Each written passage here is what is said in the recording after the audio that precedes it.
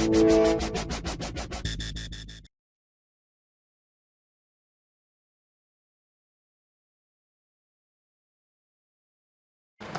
we're going to build this Phoenix rocket. It's a update to the video I did last, and it's using some new parts. So I'm just going to gloss over some of it since I've already recorded several videos for the rocket itself. But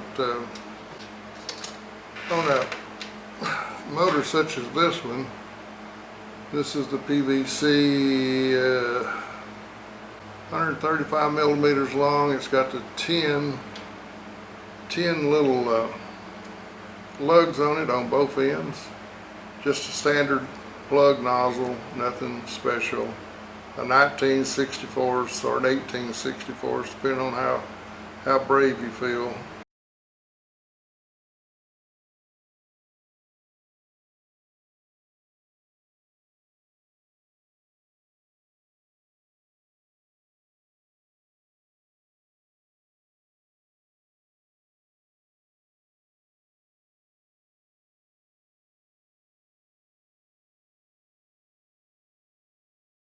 The same.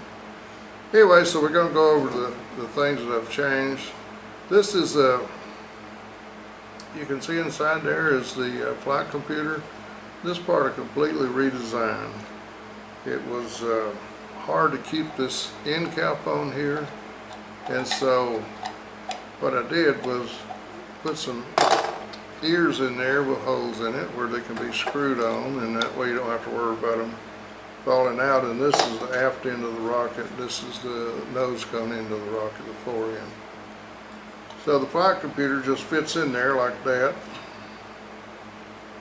And instead of running in channels, that's now been replaced by an open tube.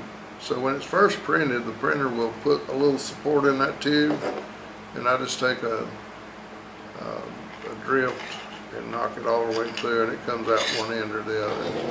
The attachment point I changed from having a post up with a hole through it because it wasn't fully integrated into the body.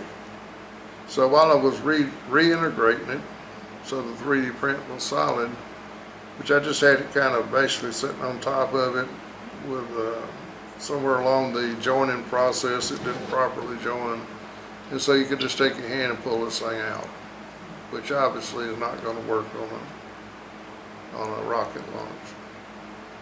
So I redesigned it and put a T on it, and it's all the way through, and it's very, I don't think there's no rocket activity, normal rocket activity that could pull that out. As a matter of fact, it's just, it's a permanent part of it. So this is going to be the upper section. So what we need is we need the vane, which is this one, to come out the top. There's a hole down in this thing. There's an entry hole at the bottom. And I'll explain why they're kind of offset to some degree. So I'm going to do the top, and we'll run this through here like that. This is 300 pounds.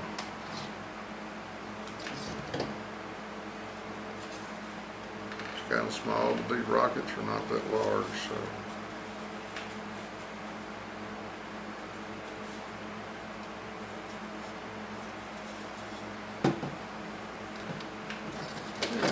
This thing's going to be mounted like that, and we're going to put a loop on it.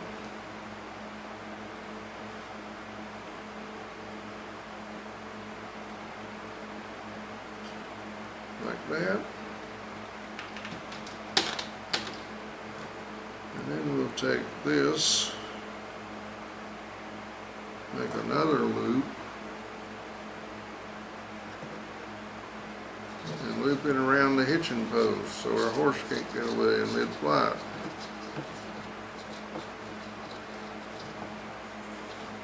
Then we'll pull that knot up under there, and that's not going to come off. Okay? But I don't want this little tail sticking out,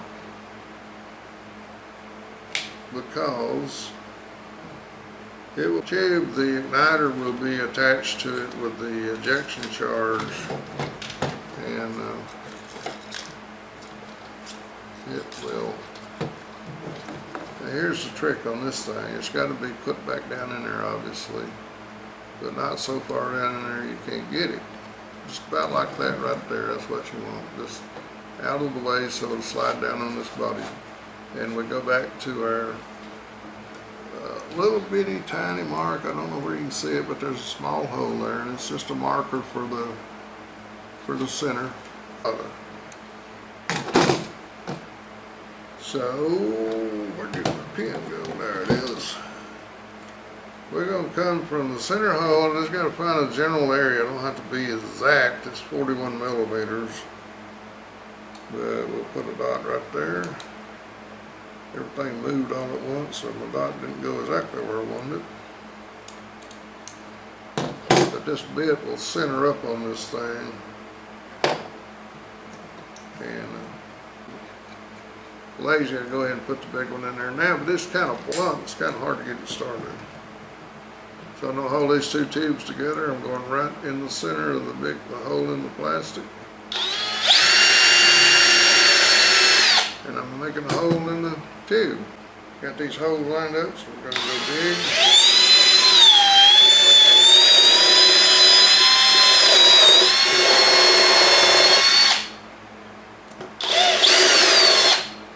And that's big enough. Alright, so we got a hole there. Of course, it would probably be trimmed up a little better than what I did in a hurry here. Now we're going to put this thing back down through there. We still got the power cord where I can reach in there and get it. If I'm really lucky. Got the two holes lined up. Let's see if that power cord will behave itself and come out there. Alright, so now I've got the two holes aligned, and the end of this upper body tube is sitting on the halfway mark.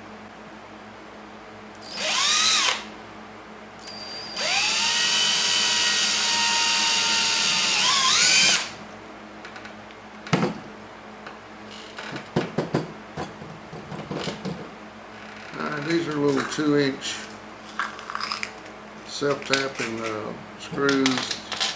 I used to use them when I was flying RC a lot, was to mount a servo. But they're just really neat. They're plenty strong for what has to happen here. They're long enough. At this point, the joiner, the midsection, the flight computer, the electronics bay, whichever you want to call it today, has been mounted to the upper excuse me, body tube. And the power cable is sticking out so the battery can be attached. Next thing we're going to do is fasten this lid. The whole goal behind all this is to keep any kind of ejection charges away from the flight computer, and of course to physically support it as well. Get up in there and file up the thing. So that's the reason that the tubes are sealed off on the bottom to withstand the pressure.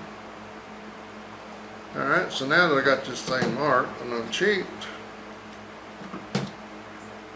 and put a little dot right here so that I know that little dot goes as close to that other little dot. When those two dots are lined, then the screw holes are lined. Run it down the tube in the joiner, and then run it down the tube, the lower body tube.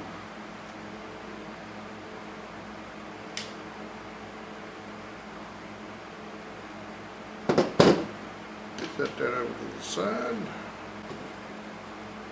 Run this down that tube right there.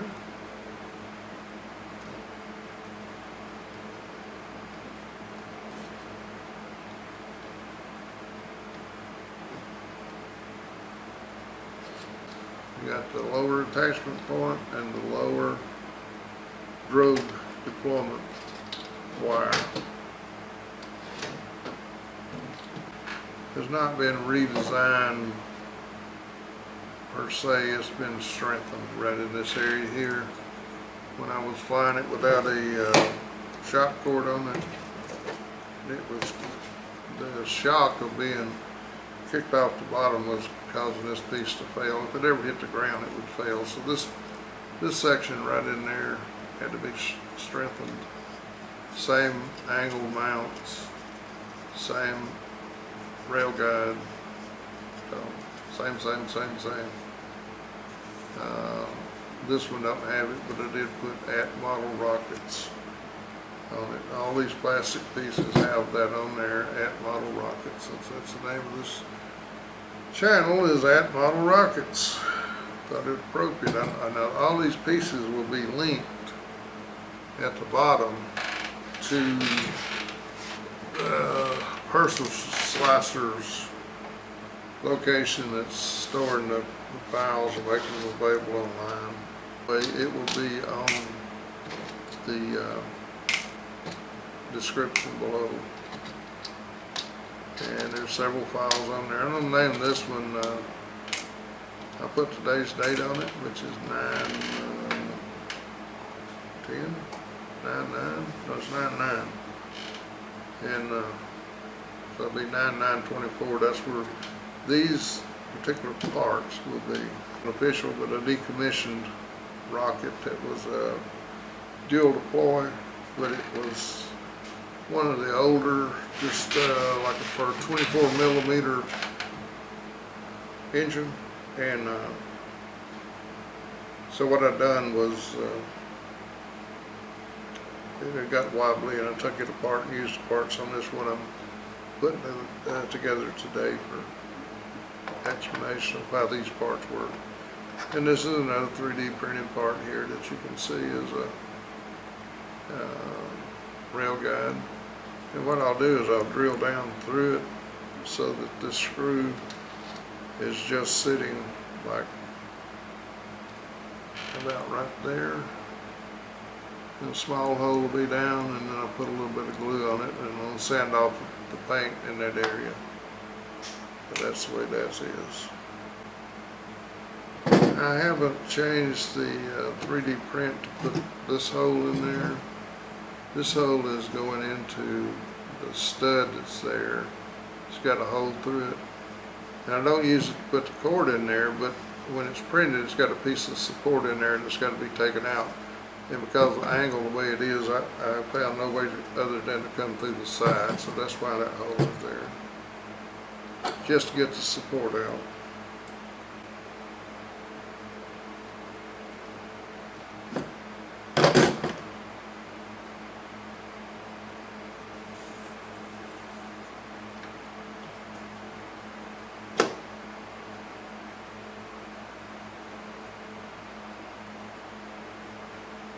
Got a loop going through a loop, 2 locking loops.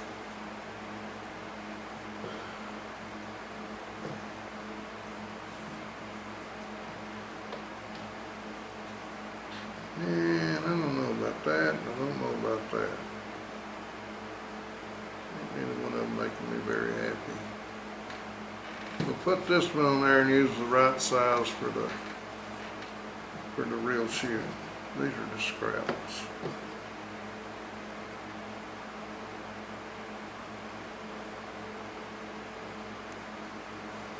And we're going to use everything above that as a protector.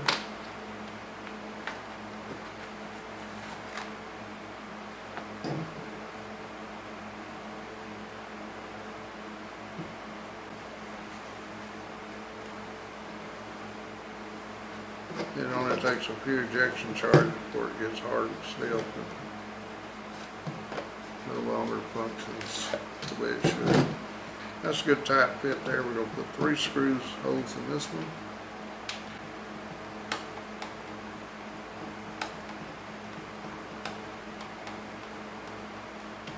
So we got that. Now we'll put the pins on it, which I pre-painted. what I like to do with the pins is to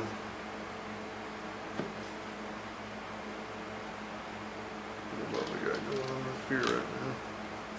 I like to push them to a point. I can either push them till they lock into that point, or I can bring them back down further till they flush up with the rear of it. And that's usually the way I do it.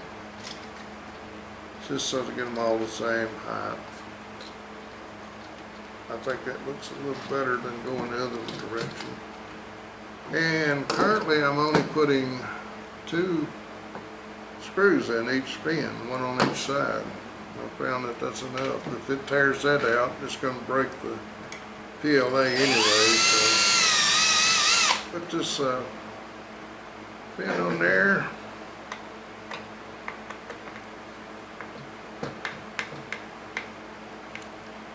And then we got this one lined up. Gonna drill a hole in the third opening.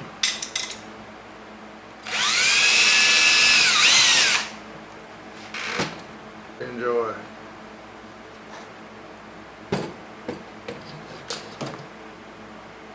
Alright, so now we got the fins on there, as you can see, all 3 of them. And the joiner is joined to load the ejection charge, which I may actually do just to show what I'm doing. We'll go ahead and do that. So now we've got to put the nose cone and the parachute and the protector on. Like I said, this came from another rocket, so it's probably a 15-inch, which is small even for this size rocket, but it's to expedite the fall out of altitude so we don't get any drifting, because we don't have almost no room to drift. So that looks good. We'll put this on the nose cone.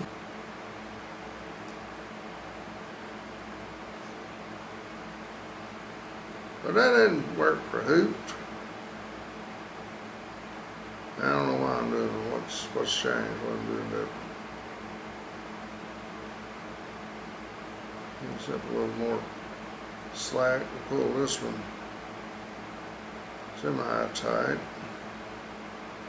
Go back through this one.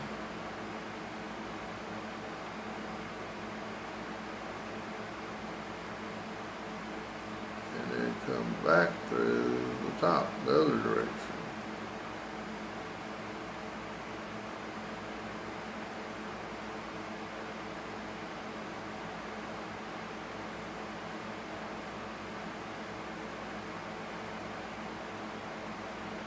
There we go.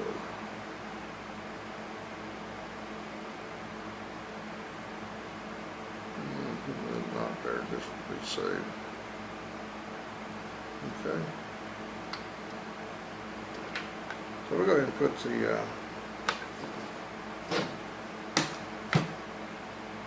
igniter on this, or the charge on this one.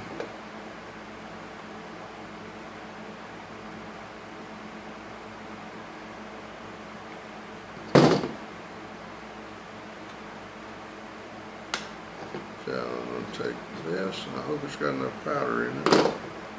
It was one that was already for the other rocket.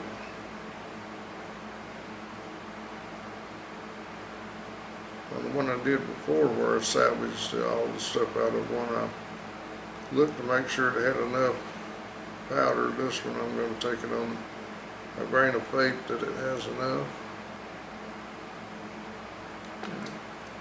Pull that loose, pull that loose. Now here is the tricky part. A little bitty, tiny, tiny, tiny hole in the end of that. There's a bigger hole that the wire goes in that you're going to wrap on, and the little hole is for the wire that you're wrapping. So you got a wrap R and a wrap E.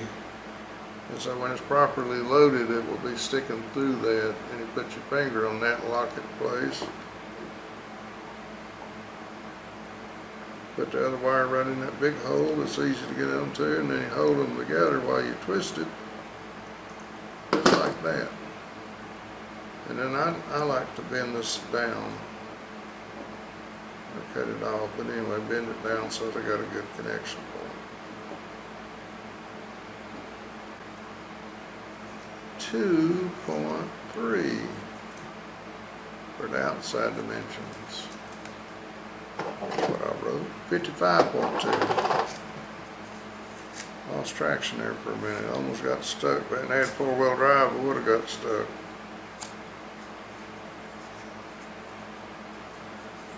And so this one may not be one that I readjusted the height on. I'll have to check it and see.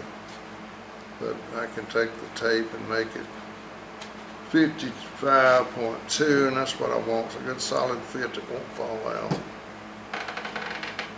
Alright, now we got to load the bottom one.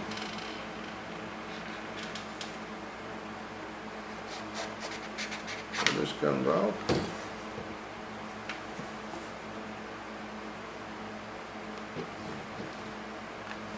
This time we want the ejection chart just like that. Put him down in there. And you can put a parachute on it, you know, a drogue chute. I normally don't put a drogue chute on one. Because when it gets dirty, well, it's slowing down enough that it's okay with the thing. And that's a little loose there too. You don't want one to be that loose. There we go. That's what we want, where it won't come apart. Now this booger's actually ready to fly. There's not anything else to be done to it other than mount the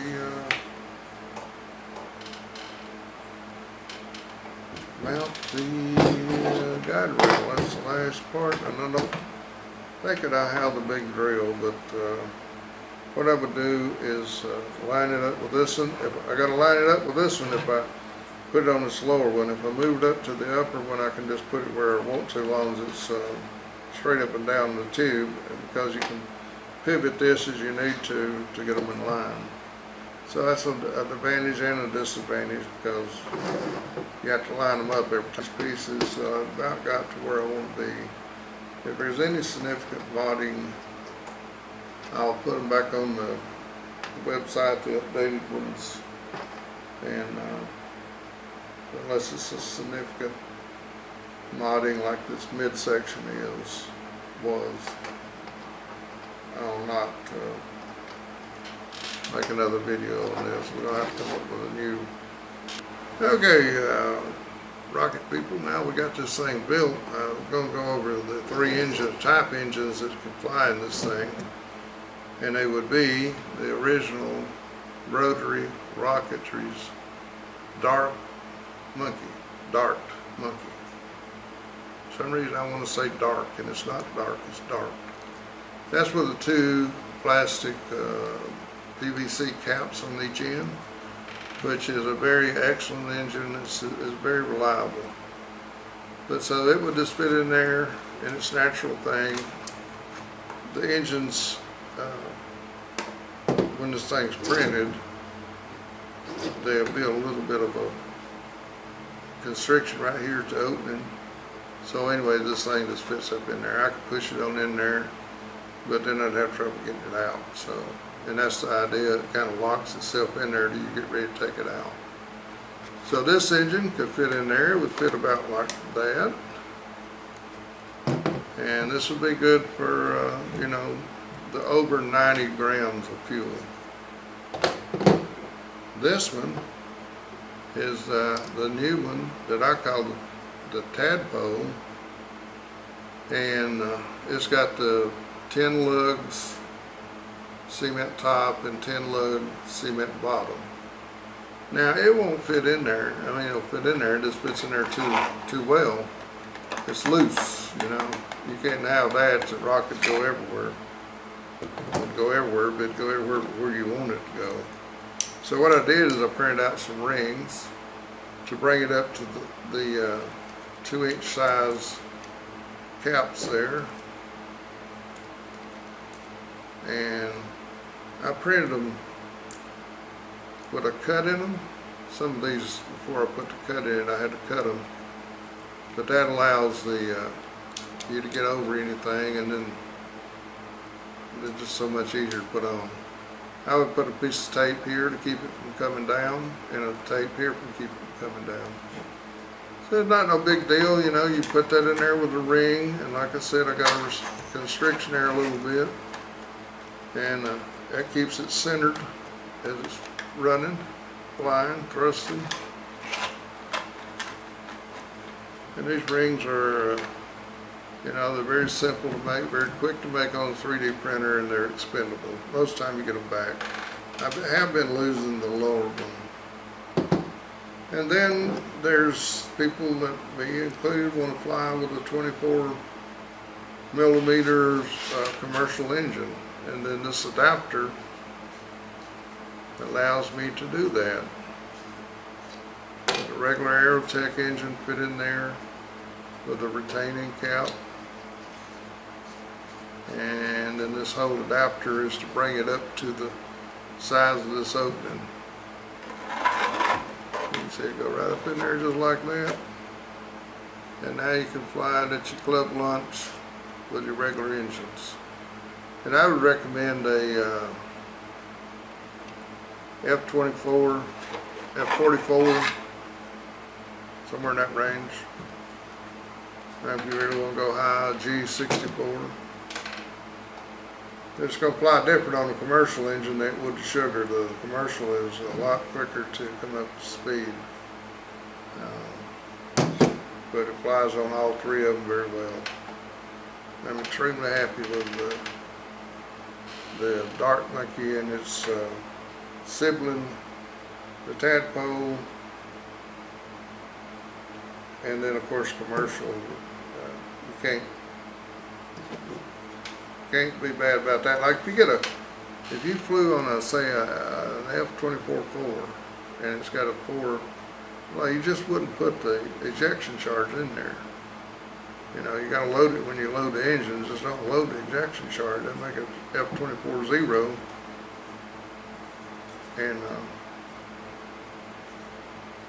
because you don't want an ejection charge firing against this retainer. Something's got to give when that happens, and it's not going to do any good to deploy the parachute. It has to be dual deployed with a midsection or a nose cone mounted